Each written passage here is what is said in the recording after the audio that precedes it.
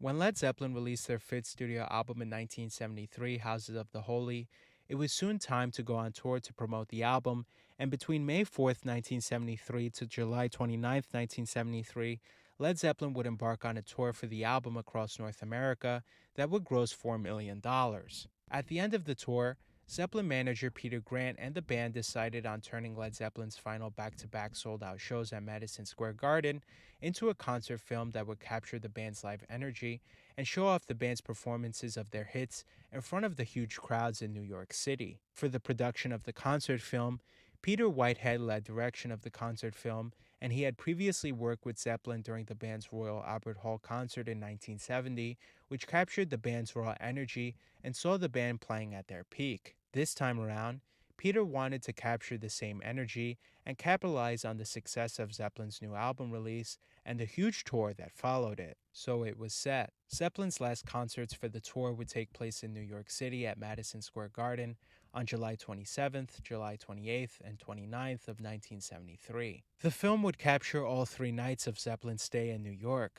The concert film would run for 2 hours and 17 minutes and capture Zeppelin's complete takeover of New York City and show off the immense talent of all four members in front of the packed New York crowd. The directors of the film, Peter Clifton and Joe Massot, caught the band at their height, delivering hits like Black Dog, Whole Lotta Love, Stairway to Heaven, The Rain Song, and many more. However, during the final edit of the concert film, Peter Grant was dissatisfied with the progress of the film, and Grant had Joe fired and hired director Peter Clifton in his place in early 1974. Clifton, realizing that there were crucial holes in the concert footage, suggested that the entire show be recreated at Shepperton Studios in August 1974 on a mock up recreation of the Madison Square Garden stage. Close ups and distance footage of the band members could then be slipped into the live sequences, which made up the bulk of the concert footage seen in the film. When it was agreed that the band would meet at Shepperton Studios for filming, John Paul Jones had recently cut his hair short and needed to wear a wig for the filming. In the May 2008 issue of Uncut magazine, Page recalled the events surrounding the shooting of additional footage at Shepperton Studios, saying, "I'm sort of miming at Shepperton to what I'd played at Madison Square Garden, but of course, although I've got a rough approximation of what I was playing from night to night, it's not exact. So the film that came out was a bit rough, but ended up working." The song Remains the Same was finally completed by early 1976, 18 months behind schedule and way over its $100,000 budget. Peter Grant later quipped, "It was the most expensive home movie ever made." Fortunately, upon release, the film grossed $200,000 in its first week at the box office and later made $12 million in total. The film would be later released on October 20th, 1976, and to say the least, the filming itself was a very troublesome process. The actual filming of the show went well, and the band invested in real movie cameras to capture the best quality footage they could for the film. The only problem was a lot of the footage from the MSG shows couldn't all be used and had to be recreated on a soundstage and edited back together to look like it was all being recorded live. The original footage had gaps in it and needed to be recreated to look real and to allow better control of the quality of lighting, camera angles,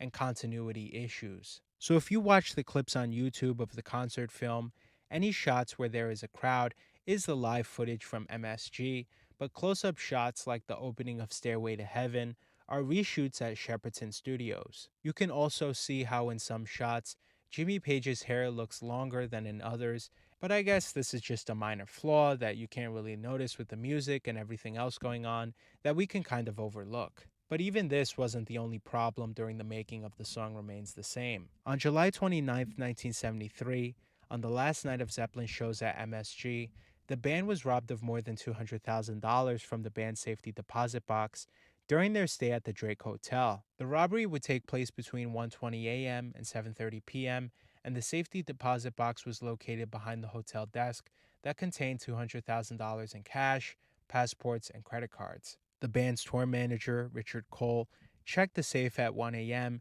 and everything seemed to be in order, but by 7:30 p.m., the money was gone. In the aftermath of the robbery, police were called to investigate, but they couldn't find any evidence that the safe had been tampered with. And Peter Grant later held a press conference regarding the incident and how the band was going to immediately return home following the three back to back shows. Unfortunately, more than 50 years after the robbery, the culprit was never found and the money was never recovered. On the lighter side of the filming, shots of the movie featured the band with their families and showed the audience a glimpse of what life was like for them outside of their rock star lifestyle and how the band enjoyed their time off away from the music. However, there are some peculiar parts of the movie, like Jimmy Page's eyes glowing red and his transformation into a wizard during Dazed and Confused. The track list of songs playing during the concert film include Rock and Roll, Celebration Day, Black Dog, Since I've Been Loving You, Over the Hills and Far Away, Misty Mountain Hop, The Ocean, No Quarter,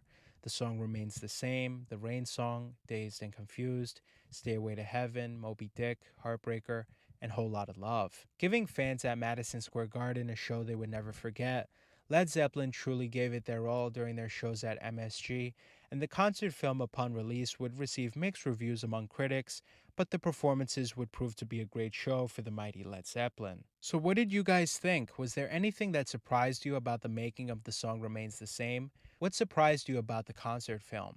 Do you have a favorite performance during the concert film? Have you ever seen Led Zeppelin live? Let us know in the comments down below, and if you enjoyed the video, please like the video and subscribe to the channel for more videos just like this one. And until next time, I'll see you guys later.